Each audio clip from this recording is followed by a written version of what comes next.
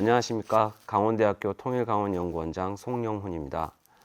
오늘 강원대학교 통일강원연구원의 평화공감 온에어에 오신 것을 환영합니다. 오늘은 2022년 첫 번째 평화공감 온에어인데요. 어린이의약품지원본부 사무처장을 맡고 있는 엄주연 처장님을 모셨습니다. 어린이의약품지원본부는 1996년 북한 수재민 돕기 보건의료인 모금본부를 결성하면서 시작이 되었습니다.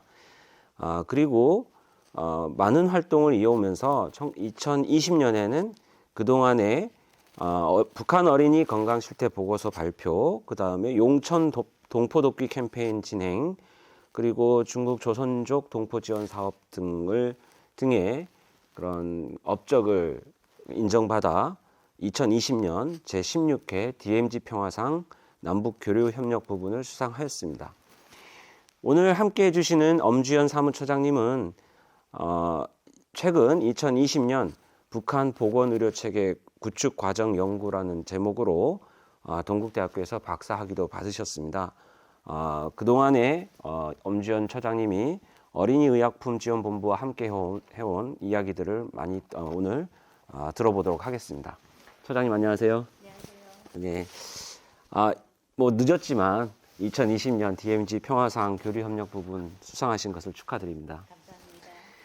네, 이 코로나 위기로 사실은 이제 남북 교류 협력이 많이 중단이 되어 있고 또 한편으로는 북한의 어린이뿐만 아니라 많은 그 민간인들 또는 취약계층에서 이 보건의료 부분에 좀 더 많은 어려움이 있을 거라는 예상도 많이 있습니다. 그래서 관심도 많이 가는데요.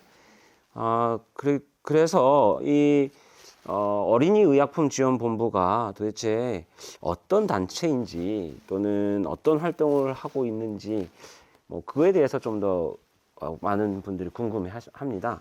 좀 설명을 좀 해주시면 고맙겠습니다. 네, 송영훈 선생님께서 앞서 어린이약품지원본부 말씀을 좀 해주셨는데 제가 이어서 조금 더 말씀을 드리면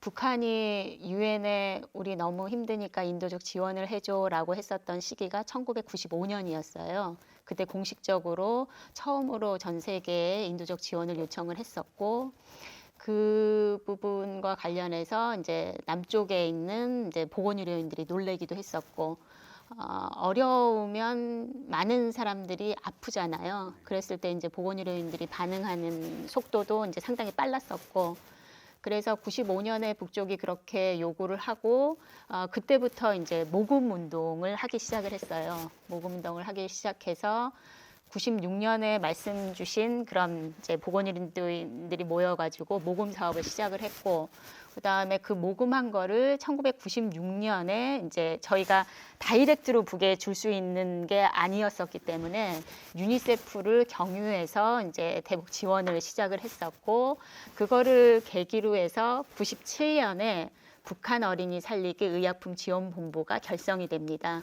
그렇게 해서 이제 사업을 시작하게 되었었던 거고, 그 과정에서 이 북한의 어려움이 이제 단기간에 끝나기가 참 어렵겠다라고 판단을 했었어요. 그래서 단체를 결성을 해서 이제 본격적으로 사업을 시작을 했었고, 사업을 시작을 하려면 어쨌든 북쪽이 상황이 어떤 건지, 그다음에 어떤 사업을 해야 되는지, 그리고 지원을 하려면 지원 루트도 있어야 되는데 그때는 전혀 없었거든요. 그래서 그거를 막 찾으러 다니고 그렇게 하면서 97년, 98년을 지나면서 1999년에 처음으로 4개 직역, 그러니까 의사, 한의사, 그다음에 치과의사, 약사 이렇게 4개 직역의 이제 지원본부 대표 선생님들이 처음으로 첫 방북을 한 거였죠. 그렇게 해서 방북을 하면서 이제 북쪽 선생들과 만나게 되고 구체적으로는 평양의 어린이 영양관리연구소 지원 사업을 시작을 하면서 본격화되었었던 거고요. 그러는 과정에서 아마 기억하시겠지만 2000년에 6.15 공동선언이 있었거든요. 그러는 과정에서 어쨌든 남북의 교류 협력의 장이 활짝 열렸었던 측면이 있었고 그렇게 진행되는 과정에서 그러면 우리도 임의단체가 아니라 사단법인으로 좀 더 공식화하고 그다음에 좀 더 의미 있는 그다음에 규모가 좀 큰 사업을 진행해 보자라고 해서 2001년에 사단법인 어린이의약품지원본부로 이제 탄생을 해서 현재까지 이르게 된 거죠. 네. 그래서 그래도 이제 궁금한 것 중에 하나 이제 그 시작은 이제 남북 교류가 진행이 되면서 이제 새로운 길이 열렸는데 그런 보건 의료 체계에 대한 지원이 필요해서 시작은 했는데 그러면 어린이 의약품 지원 본부가 좀 역점을 해서 장기 프로젝트를 했던 사업이 있다면 또 어떤 게 있었을까요? 애초에 보건의료인들이 중심이 된 단체였기 때문에 대북 사업과 관련해서도 보건의료 중심의 사업들을 해야 된다라고 판단을 했고 어린이 영양관리연구소를 첫 타겟으로 했었던 이유 중에 하나도 어쨌든 어린이의 건강이 가장 중요한 거였기 때문에 어린이 영양관리연구소에 그 비타민제를 포함한 이제 영양제 지원하고 그다음에 해열 진통제 이런 거를 지원하기 시작을 했어요. 그러니까 어린이 영양관리연구소 같은 경우에는 북한 전역의 어린이들의 건강을 책임지는 연구기관이거든요. 근데 북쪽의 체계상 연구기관이지만 어쨌든 의약품을 생산하거나 그다음에 영양제를 생산하는 것까지도 포함하고 그다음에 의약품뿐만 아니라 젖제품이라 그러죠. 유제품 같은 것도 생산해가지고 전국의 어린이들한테 배포하는 일들을 영양관리연구소에서 했거든요. 그래서 처음에는 완제의약품이나 그다음에 영양제 지원을 시작을 했었고요. 그 과정에서 90년대 말 2000년대 초가 넘어가니까 북에서 그렇게 완제의약품 주는 거 말고 생산 설비나 원료를 주면 우리가 생산을 해서 지원을 하겠다라고 얘기를 하더라고요. 그래서 2000년대 초에는 그 이제 의약품을 생산할 수 있는 설비들을 지원하기 시작했는데 알약, 정제 설비, 그다음에 두 번째로는 어린이니까 실업제 설비, 그다음에 북쪽이 요구했었던 게 이제 환제라 그래서 고려약 을 만드는 생산 설비를 지원을 요청을 받았고 그래서 이제 생산 설비를 지원하고 거기에 맞는 원료 의약품 지원하면서 그렇게 사업이 이제 진행이 됐었고요. 그다음에 두 번째로 저희가 남북이 같이 교류 협력했었던 사업장 중에 하나는 대동강구역병원 현대화 사업이 있었어요. 그게 이제 2002년서부터 시작을 했었는데 평양에는 우리는 아마 22개 구인가 서울은 그렇게 될 텐데 평양은 23개 구역이 있거든요. 그중에 25만 명 정도의 인구를 커버하는 대동강 구역의 그 담당 병원이에요. 대동강 구역 인민병원이. 거기 지원 사업을 하면서 기본적으로는 그때는 이제 그 의료 장비나 의약품 지원하는 사업들을 했었고 그다음에 세 번째 맡았었던 사업이 철도성병원 현대화 사업이었어요. 그게 2005년서부터 시작이 됐었는데 철도성병원 현대화 사업 하면서 이제 병원을 리모델링을 해본 거죠. 그 다음에 이제 2007년에 사업이 이제 철도성병원 사업이 마감되면서 2008년서부터 본격적으로 했었던 게 이제 만경대 어린이 종합병원 사업이었어요. 이거는 새롭게 병원을 건설하는 사업이었는데, 그러니까 처음에는 병원의 의료 장비나 의약품을 지원하는 사업을 했다면 철도성병원 같은 경우에는 병원을 개보수하는 현대화 사업을 했었고 세 번째 맡았었던 병원은 아예 병원을 새로 짓는. 그래서 기본적으로는 보건의료인들이 할 수 있는 보건의료 사업에 집중해서 한 20년간 사업을 해왔었던 거죠. 네, 아니 뭐 저도 이제 어린이 의약품 지원본부의 그 사업을 보면서 만경대 어린이 종합병원 사업에 대해서 좀 관심을 많이 가졌던 터라 그 말씀을 들을 수 있어서 너무 좋은 것 같습니다.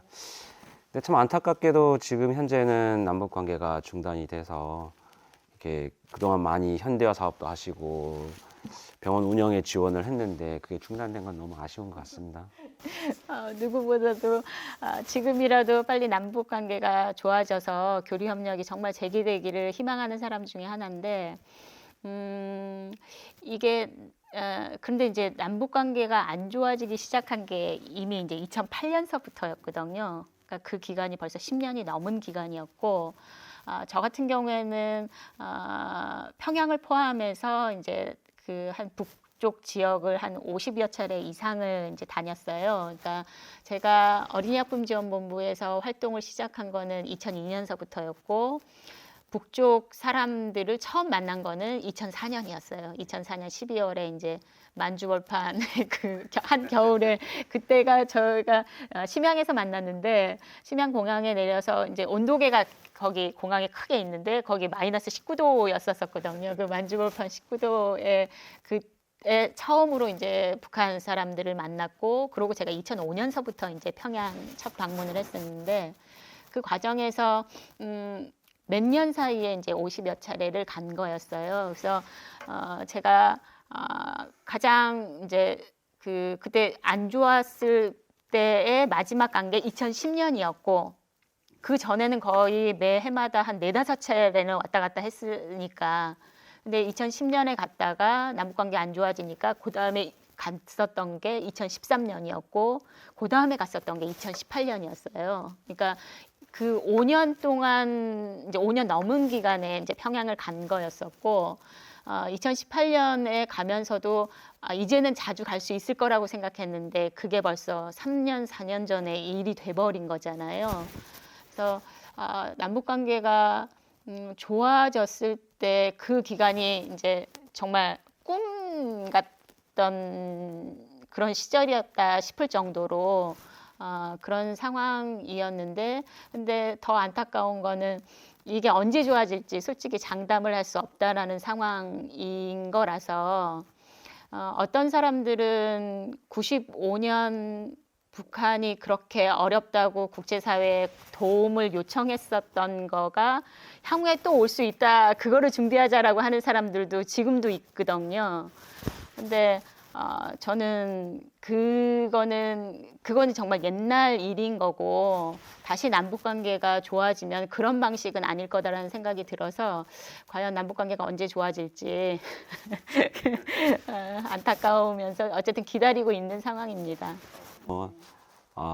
아무리 어려워도 또 우리가 길은 만들어 가야 되지 않겠습니까? 그런 길에 어린이의약품지원본부가 항상 함께 하시리라 믿습니다. 저도 개인적으로 북한 연구자들, 북측 연구자를 처음 만난 것이 심양이라 아까 말씀하시는데 갑자기 그날 생각이 나거든요. 만나보면 많은 이야기들 나눌 수 있는데 만나지 못하는 거 참 어렵다고 안타깝게 생각하고요.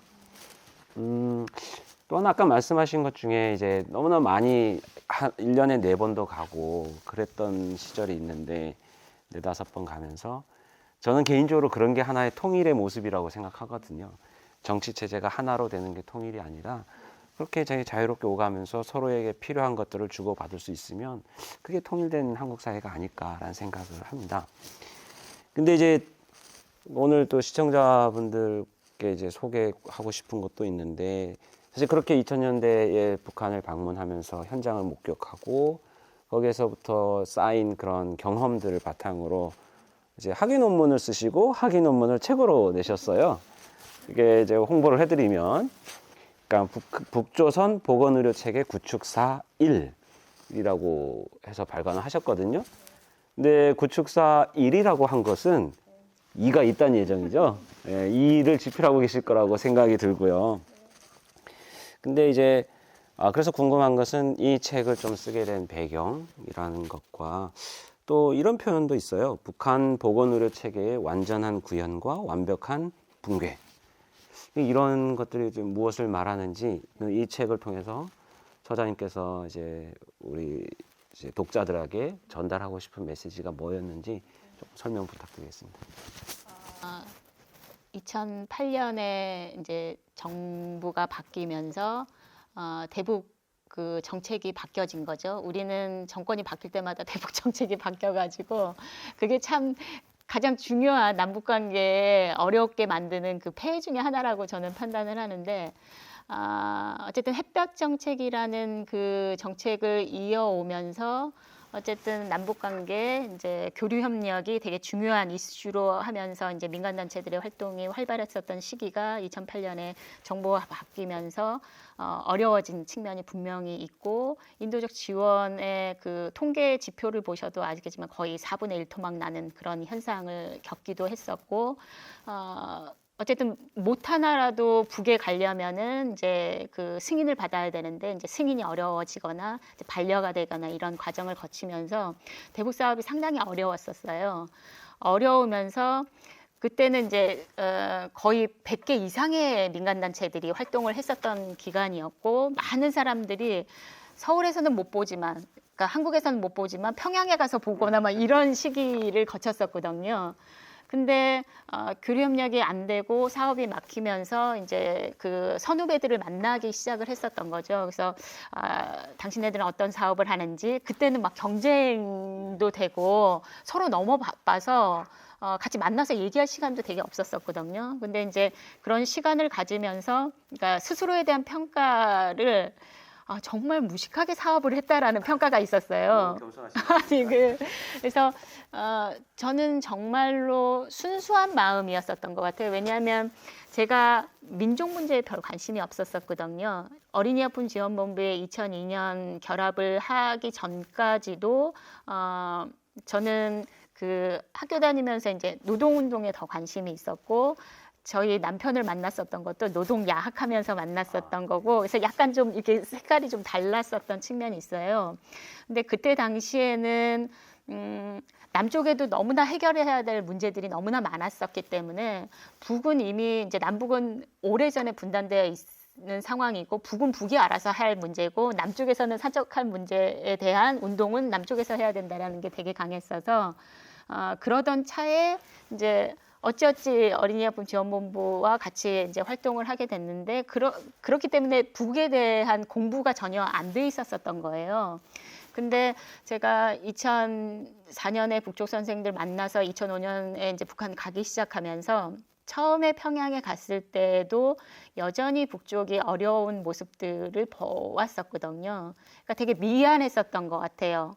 관심 없이 95년, 96년 그 고난의 행군 시기에 되게 어려웠었을 때 저는 관심 없이 지냈다라는 거에 대한 미안함이 있어서 제가 맡았었던 이 지원본부에서는 최대한 뭔가를 많이 모아서 많이 북을 지원해야 된다라는 게 강해서 그런 마음이었었어요. 북을 알기보다는 그냥 진짜 인도적 지원 차원에서 그랬었던 것 같은데 그래서 되게 무식하게 사업을 했다라는 평가를 하면서 그럼에도 불구하고 북한의 사회주의에 대한 궁금증은 일정 정도 있었던 측면이 있었던 것 같아요. 그래서 그렇다면 북한 공부를 정말 정식으로 좀 해보자라는 게 강해서 2012년에 이제 석사 과정을 들어가게 된 거예요. 그 과정에서 석사 논문도 쓰게 되고 그다음에 박사 과정도 하게 되면서 박사 논문을 이제 주제를 정하는데 어쨌든 저는 10년 넘게 계속 북한 보건의료와 관련한 사업들을 계속 해왔기 때문에 보건의료의 창으로 북한 사회를 보고 싶다라는 게 강했었고 그게 저의 강점이라고 생각했기 때문에 책도 북한 보건의료 체계를 공부를 이제 해서 이제 논문을 썼는데 논문을 쓰게 되는 과정도 김정은 정권이 2012년서부터 이제 본격화되잖아요. 그러고 5년 뒤인 2016년에 제 7차 당대회를 36년 만에 한단 말이에요. 근데 당대의 평가를 쭉 하면서 김정은 정권이 나아갈 방향으로 어쨌든 사회주의 체제를 다시 얘기를 하더라는 거예요.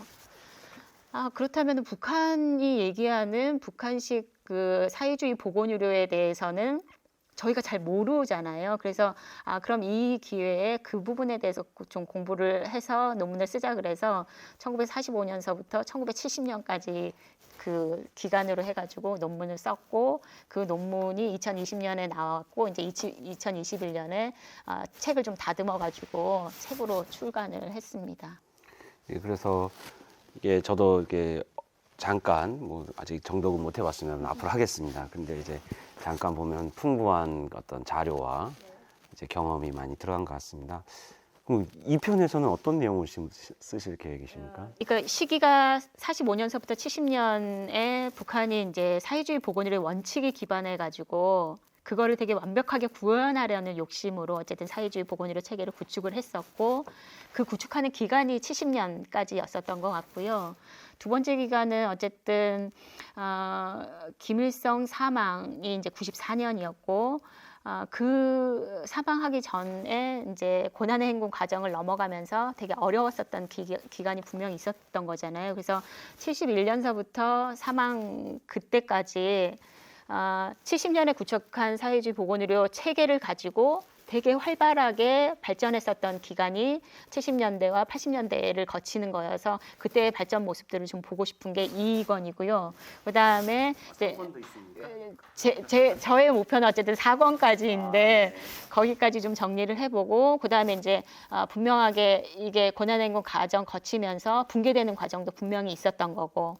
근데 제가 지금 이제 쓰고 있는 거는 4권을 먼저 쓰고 있어요. 김정은 시대를 먼저 보고 있어요. 그러니까 올해 이제 선생님도 아시겠지만 어쨌든 2012년서부터 2022년 딱 집권 김정은 10년을 맞기 때문에 김정은 그 정권이 어쨌든 할아버지 때의 보건의료 체계를 재구축하는 거라서 연동되는 것이기도 하고 지금 현재 가장 이제 코로나19를 거치면서 북한의 보건의료와 관련해서도 관심이 많은 측면이 있어서 그걸 먼저 보는 게 맞겠다 싶어서 김정은 정권 10년의 그 자료를 지금 모으면서 열심히 공부를 하고 있는 중입니다. 네.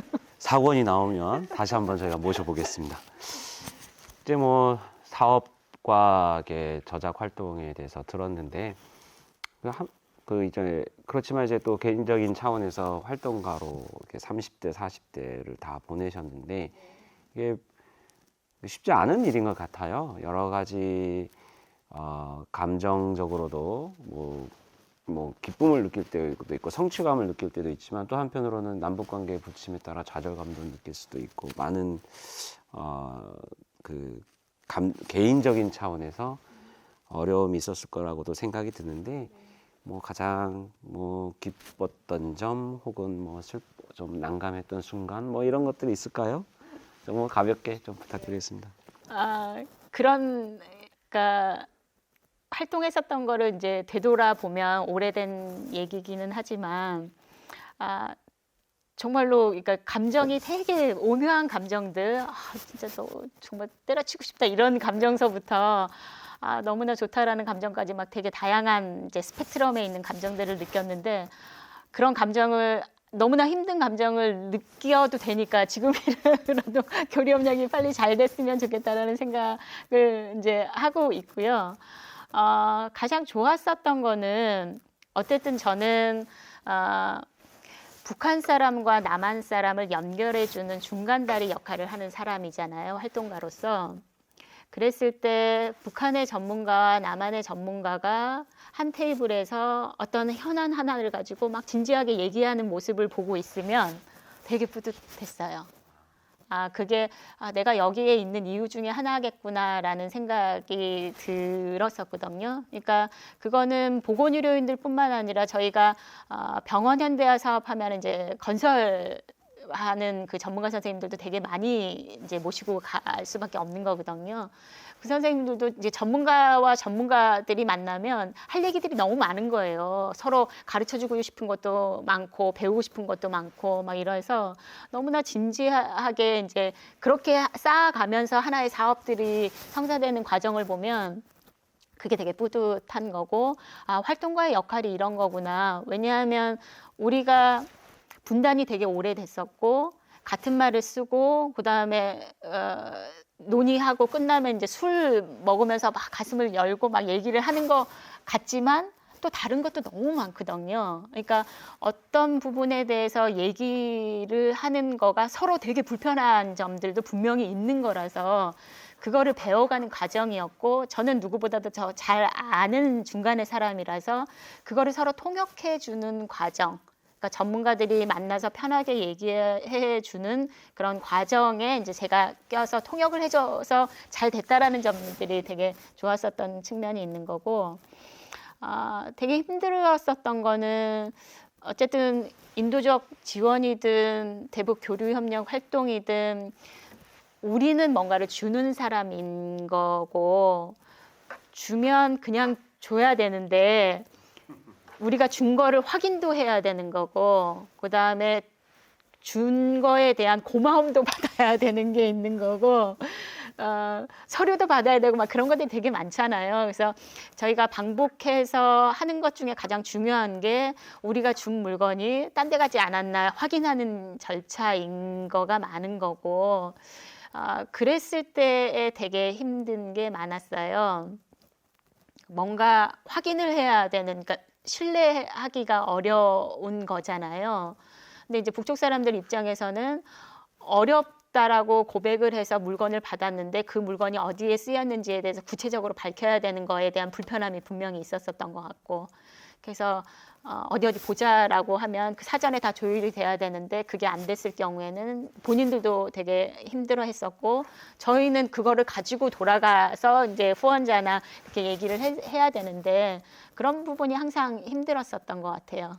이제 그런 것이 이제 보통 국제사회에서 뭐 책임성, 투명성 뭐 이런 것들로 이야기가 되는데, 사실 이제 저 같은 경우에는 난민 연구를 하면서 난민 캠프에 대한 인도적 지원 문제들을 보면서 그런 생각을 아니 하진 않는데, 그래도 그런 난민 캠프나 이런 데 지원할 때는 크게 그런 책무성이나 투명성을 많이 물어보지 않는데, 유독 우리 이제 남북 관계의 특수성 때문에 그게 너무 좀 심하게 어떤 부분에서는 좀 과한다라는 평가도 받을 수 있는 그런 요소들이 있었던 것 같습니다. 그래서 그 부분을 북이 되게 힘들어 했었던 것 같고, 그래서 2014년에 인도적 지원을 북이 안 받겠다라고 하는 이유 중에 하나도 그런 측면이 분명히 있었었던 것 같아요. 그 말씀하시니까 그런 차원에서 보면 북한이 인도적 지원을 받지 않겠다라고 했잖아요. 근데 사실 뭐 인도적 위기가 있다면 그거는 받고 안 받고의 문제가 아니라 그 인도적 위기를 해결하기 위해서 지원을 해야 되는 게 맞죠.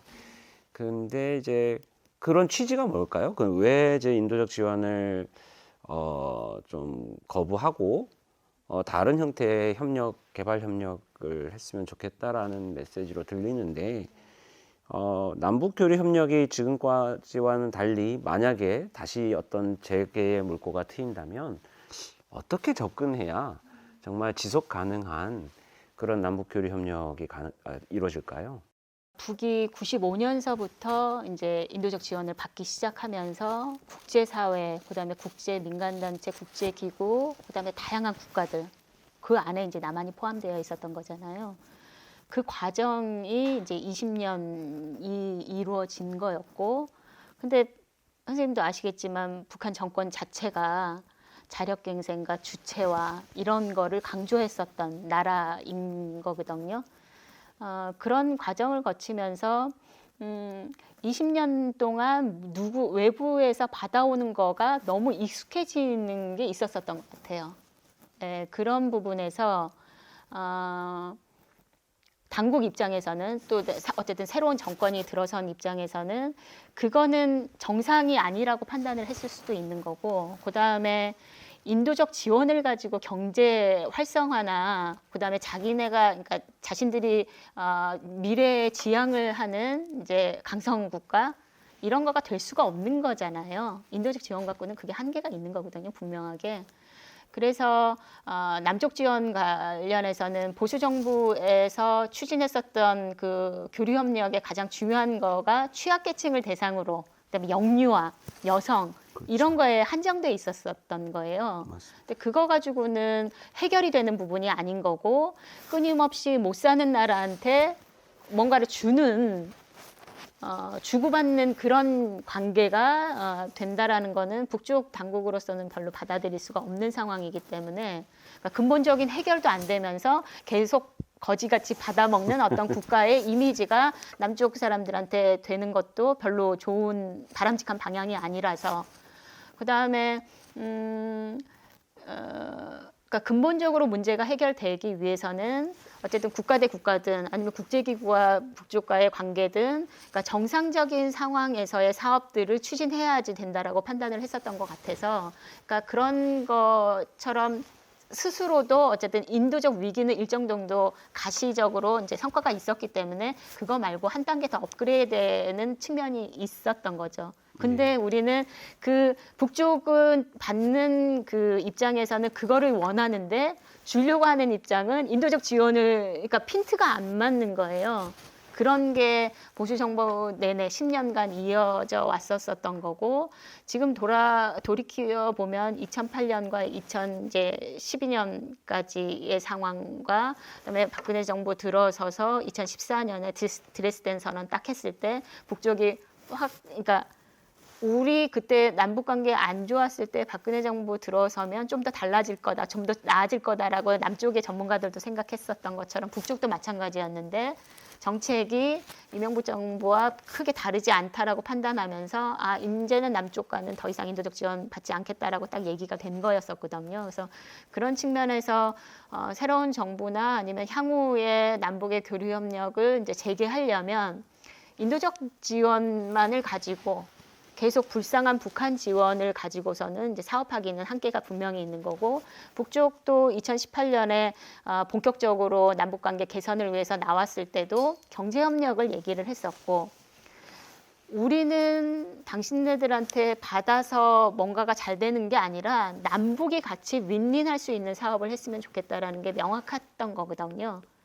지원 말고 우리한테 뭔가를 하면서 당신네들도 좋고 우리도 좋은 사업들을 같이 하자. 그게 공동, 공생, 공영할 수 있는 방법이다라고 판단을 했었던 것 같아서 남쪽 민간에게도 그런 요구를 끊임없이 했었던 거라서 그런 부분들에 대한 앞서 송영 선생님 말씀하셨던 것처럼 북쪽이 어려우면 당연히 도와주고 우리도 어려우면 북쪽 지원을 받을 수 있는 거인 것처럼 이제는 그 기간을 거의 20년 동안 거쳤으니까 향후에는 평화롭게 남북이 공생, 공영할 수 있는 방법들을 찾는 게 중요한 것 같아요.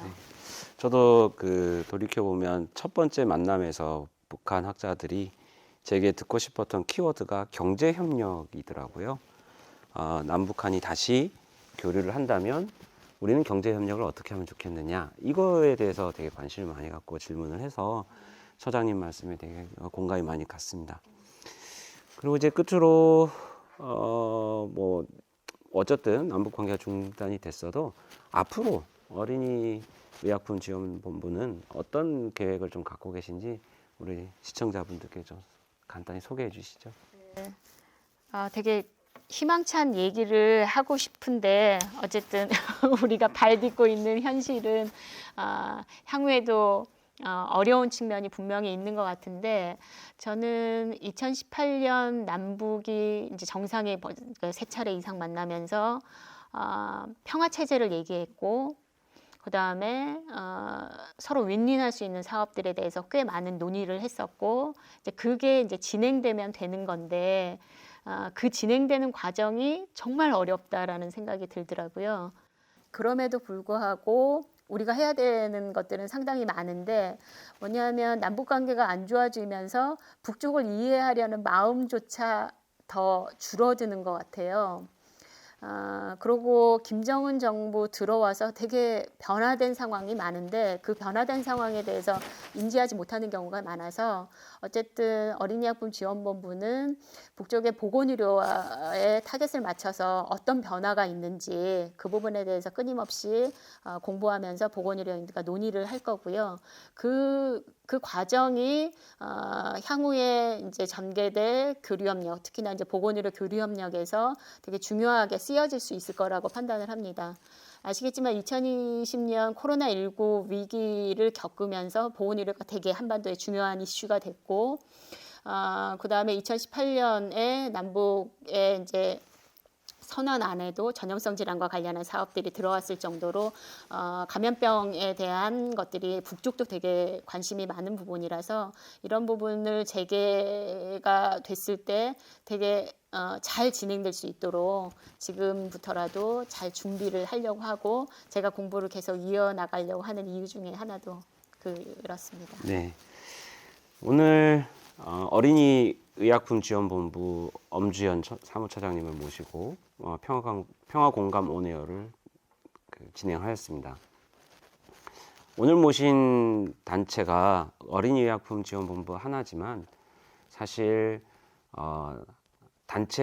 한 단체만이 단독으로 할 수 있는 사업도 이제는 많지 않고 대북 지원 활동, 협력 활동을 하는 많은 단체들이 같이 만들어가는 길이라고 생각합니다. 오늘 그 많은 단체들을 대신해서 오늘 어린이의약품지원본부를 모셨다고 생각해 주시고요. 앞으로 어떤 상황에서도 그 길을 만들어 가실 때 저희 강원대학교에서도 적극적으로 협력을 하도록 하겠습니다. 오늘 평화공감 온에어 시청해 주신 많은 분들께 감사드립니다. 저희는 다음에 또 다른 주제로 여러분들을 찾아뵙도록 하겠습니다. 차장님 감사합니다.